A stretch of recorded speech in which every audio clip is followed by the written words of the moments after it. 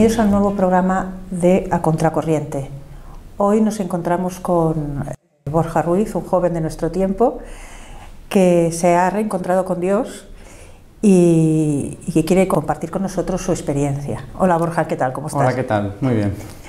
Queríamos conocerte un poco y quería que antes de que nos contaras tu experiencia nos hablaras un poco de ti, qué te dedicas, cómo es tu familia, no sé, tus gustos, tus aficiones. Sí, pues yo soy un joven de 19 años de Barcelona y conocí a Dios hace como 5 años, aunque yo realmente nunca lo olvidé, ¿no?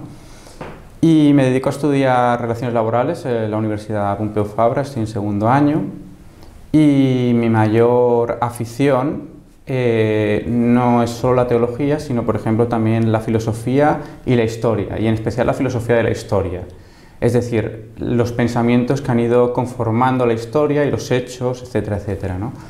Y una de mis grandes pasiones es esa, ¿no? Es siempre formarme, no solo espiritualmente, sino en otros ámbitos, ¿no? En el arte, en la historia y en las humanidades, en definitiva. Sí. ¿Y tienes hermanos? No, soy hijo único y, bueno, pertenezco a Escola Cor de Jesu, que me ha ayudado mucho también para tener amigos que compartan mi fe, y eso hace que este programa precisamente que se llama Contracorriente, que sea ese viaje a contracorriente que es toda nuestra vida, ¿no? Como los salmones que Sí. van contra el río, pues sea muchísimo más llevadero, ¿no? Creo que es fundamental tener amistades católicas, amistades afines, para conseguir tus propósitos, y el propósito más importante en mi vida es mi salvación, con lo cual... Bien, bien. Vemos que lo tenemos muy claro, eso Sí, está bien. es que si no se tiene claro esto... Oye, cuéntanos un poco tu conversión, ¿no? Porque nos has contado, bueno, que te has reencontrado con Cristo y, Sí. y un poco que nos cuentes tu conversión, más siendo un chico tan joven, ¿no? Sí, bueno, yo mi conversión, digamos que empieza a partir de los 12 años, justo en la entrada de la adolescencia, y por eso es una de las cosas que yo creo que la adolescencia, aun siendo un tiempo pues duro para todos, ¿no? De cambios y todo, yo creo que la he aprovechado mucho porque ha sido un periodo de encuentro con Cristo y de formación, ¿no? Y bueno, pues a partir de los 12 años yo entro en el instituto y bueno, me encuentro que me empiezan a surgir en mí dudas existenciales, quién soy, de dónde venimos, todas estas preguntas. Y esto me hace plantarme en una crisis existencial que en sí mismo no es mala, sino que hay que dar respuesta. Hasta que en un momento dado, con 14 años, me encuentro con un profesor, Juan Ramón, que es, yo siempre lo digo, es el instrumento que Dios ha puesto para mi conversión, ¿no? Y a partir de ahí se empiezan a resolver mis dudas espirituales, empiezo a formarme no solo en religión, sino en otros temas que constituyen a la persona, hasta llegar al día de hoy. Y entre medio, pues conocí a Escola Cor de Jesu, que es, digamos, el remache final, ¿no? para ser una persona totalmente católica en todos los sentidos, socialmente, porque claro, yo llegó un momento que cuando yo me convertí me di cuenta que mi círculo social no era católico. Entonces vives en una esquizofrenia permanente. Entonces cuando encontré a Escola Cor de Jesu, esa armonía por fin llegó. Porque ¿qué encontrabas tú en tu vida antes de que te hiciera ver que no era el camino, que no era lo que tenía que ser? A los inicios de los inicios, yo fui bautizado, hice la comunión, pero cuando yo llegué a la comunión, yo hice, no me escondo en decirlo, una mala comunión, porque yo no era consciente de lo que iba a recibir, ni tenía esa fe, o esa fe estaba muy debilitada. Entonces me di cuenta de que para mí la religión no tenía sentido en esos momentos, ¿no? Hasta que llegó un momento que, sobre todo gracias a la figura de mis abuelos, que son los que realmente han mantenido la fe siempre, me doy cuenta que yo quiero volver a ser ese niño pequeño, ¿no? Que volver a ser ese niño pequeño católico que iba a misa, que guarda las tradiciones, etcétera, etcétera. Y en ese reencuentro con esa infancia católica me doy cuenta que que tengo que convertirme y que en esa conversión está Cristo. Además, en este periodo juega un papel muy importante la historia, porque como la historia de Europa, del mundo, no se puede entender sin la figura de Cristo, no se puede entender sin la cristiandad, por ejemplo, yo me di cuenta en especial estudiando a los reyes católicos porque esas personas daban tanta importancia a la religión, ¿no? Y cuando me di cuenta todo lo que significaba aquello, empecé a entender realmente la historia. Y eso me hizo cambiar a mí, definitivamente. ¿Y qué influencia ha tenido en tu vida el colegio? Pues mira, yo fui a un colegio religioso desde los 3 años hasta los 11, 12, hasta que entré en el instituto. Es un colegio de monjas y la fe ahí se vive desde pequeño, se vive la vida, la misa cada primer viernes de mes, se aprende religión, etcétera, etcétera. Y eso creo que es muy importante, ¿no? Porque aunque buena parte de la gente que ha ido ahí después se ha secularizado mucho en el sentido de que ha perdido, de que no lleva, de que no conserva esa fe, ¿no? Eso, al menos el testimonio te lo han dado, ¿no? Al menos ese pozo, sí, esa semilla. Por lo mínimo lo han visto, ¿no? Exacto. Y yo creo que lo que a mí me ha pasado es que esa semilla después floreció en mí. Entonces yo en eso estaré siempre eternamente agradecido, ¿no? Que desde pequeño, tanto familiar como en la vida escolar, haya podido ver ese testimonio de fe. ¿Y el cambio instituto? El cambio instituto, realmente, en cuanto a cómo se vivía la fe, fue a peor. Fue a peor porque la vida de fe allí prácticamente no se vive. Pero, como todo, en ese desierto que parecía el instituto, ¿no? En el que nadie creía y nadie tenía fe, aparece este profesor. Y es el gran motor de... Es como el oasis, ¿no? Exacto, es como el oasis que llama encontré, más la atención. Exacto, es el que me impulsa la conversión. Entonces en esa soledad apareció... ¿Pero era profesor de religión o de otras asignaturas? No, profesor de religión únicamente. Y entonces es ese oasis en el desierto, sí, como tú decías. Entonces hasta en ese periodo del instituto fue el periodo más fuerte de mi conversión, dentro de ese desierto, como decíamos, ¿no? Bueno, Dios sabe de qué se vale y, en los sitios más inesperados. Y hay, precisamente a lo mejor ahí que no había el respaldo del colegio. En el sitio y eso se ve religioso, ¿no? Después de que has pasado por todo eso, porque cuando pasas por ese desierto, pues es duro, ¿no? Pero al final comprendes que no hay nada que se escape de los planes de Dios, ¿no? Y no hay sufrimiento en balde si vas en su busca. ¿Cómo te vinculaste con este profesor? Pues yo en tercero de la ESO, con 14 años, él entró el primer día de clase y el segundo día de clase, más o menos, tuve una discusión con un compañero mío y él enseguida intervino, ¿no? Entonces, esa intervención para solucionar ese problema que había entre compañeros hizo que me fijase en él, ¿no? Su determinación por poner paz, por ejemplo. Y eso que parece una cosa tonta, una cosa estúpida, ¿no? Al final de clase no solo fui a darle las gracias por haberme ayudado con ese problema, sino que directamente, a voz de pronto, le comuniqué pues dudas que yo tenía en torno a la fe.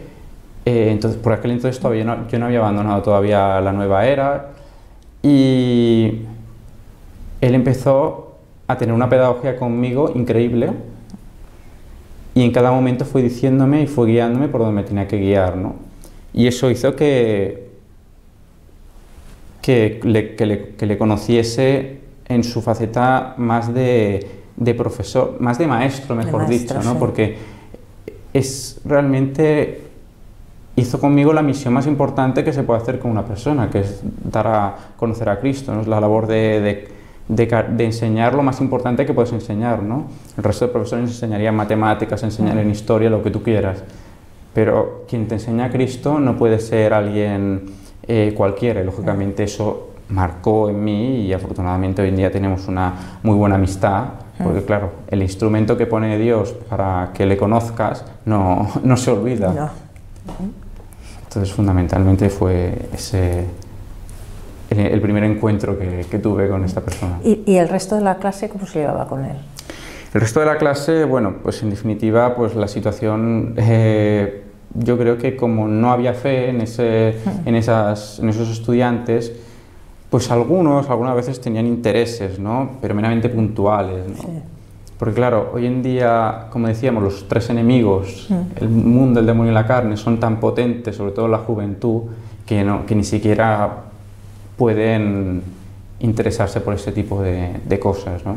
Él siempre me decía, ¿no?, de que en medio de toda esta gente que pasa absolutamente de la religión, había sido el único que escuchaste la enseñanza, ¿no?, de la verdad, del bien, la verdad y la vida, que es Jesús. ¿Cuál es tu santo de cabecera? Que algo nos ha llegado por ahí. Sí, mi santo de cabecera es Santo Tomás Moro. Y aunque mucha gente no le da mucha importancia y cree que es un santo sobre todo de jueces... Yo soy muy fan, por eso te digo.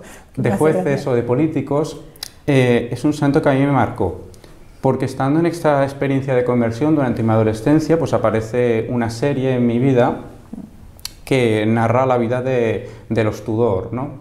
Y él era, digamos, el primer ministro de aquella época. Y a mí ver a esa persona, no sé por qué, me dio muchísima paz, ¿no? O sea, quise saber más de él. Entonces, un día, confesándome, yo expliqué esto a un sacerdote y me dijo, bueno, quizás sea una señal de Dios, ¿no? Y como estaba en esa época de dudas existenciales y de esa intranquilidad, me dijo, prueba a rezarle y pon tus dudas en él para que él interceda ante Dios y te ayude. Y me acuerdo que yo recé después de esa confesión y era por la noche y al día siguiente me levanté con una paz inmensa. Y hicieron falta unas cuantas oraciones a Santo Tomás Moro para que todas esas dudas se resolviesen y siempre que tengo problemas o inquietudes de naturaleza intelectual o de fe o doctrinal, acudo a él. Creo que es el santo que Dios ha puesto para llegar a él, ¿no? ¿Pero qué es lo que de Santo Tomás, hay algo que te llamara especialmente? Me marcó mucho su defensa del matrimonio de entre Catalina y Enrique VIII, y me marcó muchísimo su pertinacia hasta el final, ¿no? Él sabía que iba a perder su cargo de primer ministro, sabía que le iban a quitar la casa, sabía que su familia se iba a quedar en la miseria, pero a pesar de todo lo dejó todo por Cristo, ¿no? Y finalmente fue decapitado, ¿no? Pero es un ejemplo de honradez y de firmeza de principio a fin.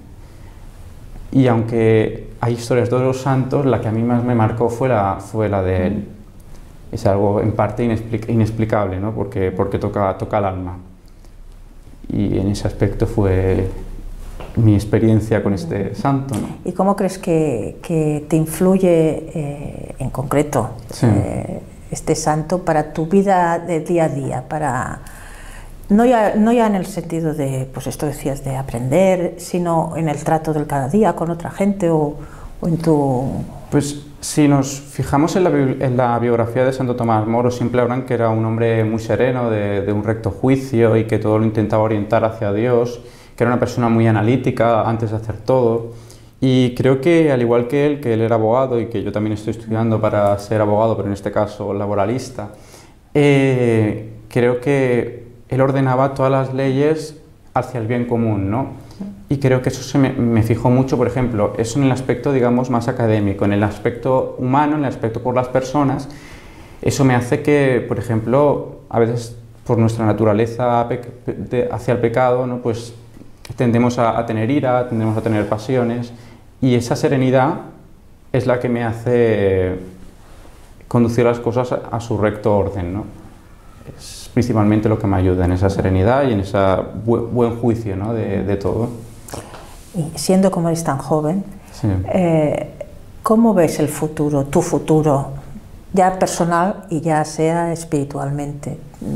¿Qué te ilusiona? ¿Qué te hace esperar, o sea, en el futuro? A mí me encantaría, a ver, yo creo, siempre digo, el otro día leía que el obispo de San Sebastián decía que la conversión es algo permanente, porque cada día es ese espíritu de ir a contracorriente y ese espíritu de luchar contra el mundo, ¿no?, contra el mundo, el demonio y la carne. Y esos son los tres enemigos que siempre nos están acechando. Y de cara al futuro, pues me gustaría acabar mis estudios, formar una familia y siempre teniendo presente que la misión más principal que tengo y que tiene todo hombre es la salvación, ¿no? Y dirigir todos mis esfuerzos hacia ello, ¿no? En la forma que Dios disponga, ¿no? Porque hay cosas que todavía no las tengo pensadas, ¿no? Y... Es que, como digo, eres todavía joven, todavía te queda un trecho. ¿Has tenido relación en tu más juventud, o sea, sí. con la New Age y con el Reiki? Cuéntanos un poco esta experiencia. Como os decía, mi experiencia de conversión empieza a partir de los 12 años, ¿no? Pero claro, lógicamente antes llego yo a los 8 años a hacer la primera comunión, y la causa principal por la que yo llego y no soy consciente de lo que voy a hacer y tengo ese desapego tan grande hacia la religión y hacia Cristo, es fundamentalmente pues, que tengo una experiencia con la New Age, en concreto con el Reiki, que ahora todo esto está muy de moda, ¿no? Y entonces esto me hace alejarme de Cristo, totalmente, porque es una doctrina totalmente anticristiana, de principio a fin. Y esto va calando, y me hace introducirme durante un tiempo hasta que finalmente lo dejo. Y ahí en ese proceso de dejar esto es el proceso intelectual, el proceso emotivo y el proceso personal, en definitiva, a conocer hacia Cristo, ¿no? Porque yo veía que era incoherente creer en Cristo y hacer Reiki, ¿no? Y que yo no hacía, pero claro, conocía todo esto. Pero, claro, llega un momento, me doy cuenta que en esa crisis que yo empezaba a sufrir, existencial, eso no daba respuesta. De hecho, me causaba más infelicidad, ¿no?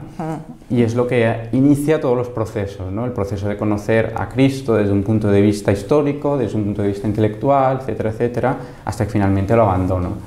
Yo me siento muy afortunado de no seguir por esa senda, porque o estamos con Cristo o estamos contra Cristo.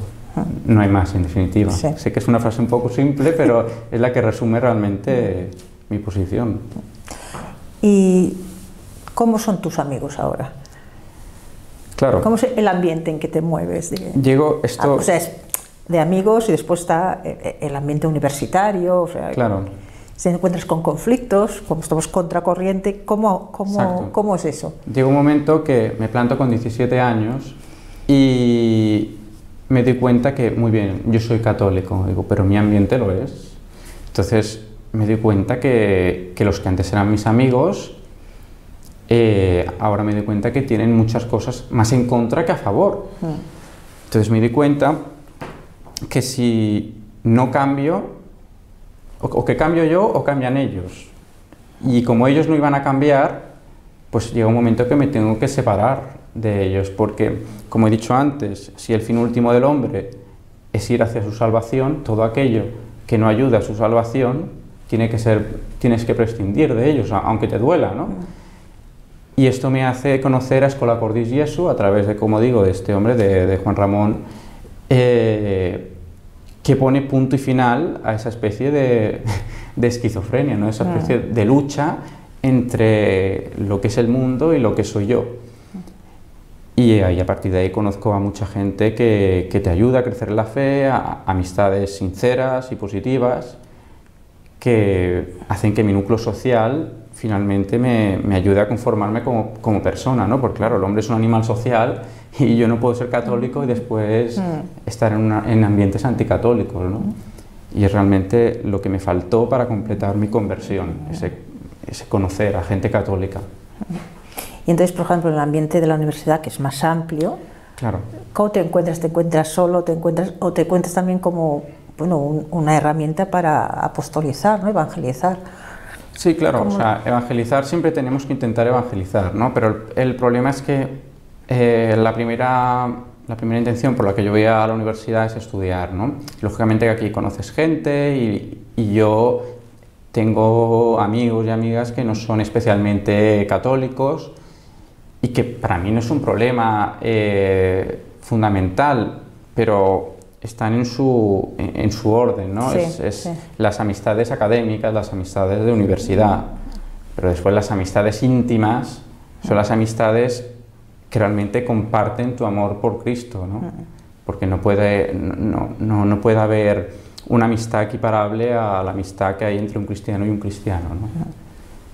Y, es muy diferente, ¿no? Exacto. Entonces te puedes encontrar mejor solo también. Sí, yo siempre intento, evidentemente, dar a conocer a Cristo, fundamentalmente con mi testimonio, con mi manera de ser, pero bueno, el hombre propone y Dios dispone, ¿no? Si tuvieras que darles, no sé si es la buena palabra decir, un consejo o un mensaje así a la gente de tu generación, ¿no? Que ahora está todo el mundo como muy perdido, ¿no? Sí. Para que se acercaran a Dios, o sea, para hacerlo atractivo. ¿Qué crees que les podrías decir? A Dios actualmente, en el mundo actual, es muy difícil encontrarlo, ¿no? Lo que pasa es que lo primero que les diría es que se quedasen en silencio un día, en su habitación, preferiblemente en una iglesia, ¿no? Y que intentasen ponerse en silencio y que hiciesen un examen de conciencia de qué hacen, qué no hacen, cómo se sienten realmente felices o sienten simplemente felicidades puntuales. Y que en esa búsqueda, en ese examen de su realidad, yo creo que Dios hace patente, porque se darán cuenta de que están solos, de que todo su fundamento de vida es vacío. Porque si no lo llena Dios, es vacío. O sea, simplemente puede ser más o menos malo, pero finalmente, si no está Dios, se desmoronará aquello, ¿no? O sea, su realidad, se darán cuenta ellos mismos de que necesitan a Dios, porque a Dios fundamentalmente también se le puede conocer por la razón. Entonces yo creo que lo primero que tienen que hacer es poner en silencio y a partir de ahí se darán cuenta de que si su vida realmente no está en torno a la fe, se le irán cayendo muchas cosas, ¿no? ¿Tu familia, o sea, tus padres o abuelos que has hablado con ellos, te han apoyado en este proceso de conversión? ¿Cómo es tu familia? Vamos a ver, yo la fe, como digo, yo fui bautizado, lógicamente, por iniciativa de mis padres y eso, la fe realmente no ha desaparecido en mi familia. Yo vengo de una familia de padres divorciados, pero que realmente el referente, digamos, de la fe católica más cercano, que más he vivido por circunstancias personales, es el de mis abuelos, ¿no? Y mi proceso de conversión, al menos yo creo que se han alegrado mucho en mi familia, ¿no? Porque pese a que no puedan compartir mis posiciones de cómo llevo yo, cómo vivo yo la fe, se han alegrado de que tome ese camino, ¿no? Y yo creo que principalmente el gran referente en eso han sido mis abuelos, que son los que han conservado la fe, sobre todo con su devoción a la Virgen del Carmen, que es entre mis actividades de piedad, ¿no? Pues se dirigen no solo a Santo Tomás Moro, como antes decíamos, sino a la Virgen del Carmen, ¿no? Y eso ha hecho que ese ejemplo que me inculcaron mis abuelos de vida de fe desde pequeños me ayudase a que cuando fui más mayor y tuve que hacer esa conversión, tenerlo como referencia, ¿no? De decir, yo realmente de pequeño fui esto, ¿no? Sí. Entonces esa vuelta a los orígenes son cosas que me impulsaron Los abuelos son un gran ejemplo también de desde luego. vida. Sí, sí. Enlazándolo con la pregunta que te hacía antes de qué recomiendas a los jóvenes que han dado el paso a su conversión para progresar en su crecimiento espiritual, en su acercamiento a Dios, ¿qué les recomendarías? Pues la experiencia de conversión no es una experiencia como si firmases un contrato y que aquí se acaba todo, no. La experiencia de conversión es una experiencia, como he dicho antes y como dijo recientemente el obispo de San Sebastián, una experiencia diaria de cada día, ¿no? El ser católico es ser un guerrero, ¿no? Entonces, cuando tú realmente te declaras cristiano, es cuando el demonio vas a empezar a experimentar en tu vida que el demonio te ataca con tentaciones, el mundo te ataca, la carne te tienta. Entonces, empezarás a darte cuenta de que tienes que estar alerta, y tienes que estar alerta permanentemente. Y para eso es muy importante que estés en oración permanente, porque estar en oración permanente es estar en conexión con Dios permanentemente, ¿no? Es tener la unión con Dios permanentemente. Entonces, aunque caigas, siempre tienes que saber que te tienes que levantar otra vez, ¿no? Y sobre todo, no olvidar nunca una cosa que puede parecer muy de niños pequeños o una cosa muy olvidada, tener a tu ángel de la guarda siempre presente, ¿no? Invocarle cada día para que te vele por las noches y te proteja durante el día de los ataques del demonio, ¿no? Y fundamentalmente es eso, porque estamos en una guerra espiritual entre Dios y Lucifer, y aunque caigamos en ese combate, sabemos que la guerra la tenemos ganada. Muchas gracias, Borja, por habernos acompañado, por habernos enriquecido con tu testimonio. Te deseamos lo mejor y a vosotros esperamos que os haya gustado este testimonio, y eso esperamos en la próxima programa de Contracorriente. Gracias y hasta pronto.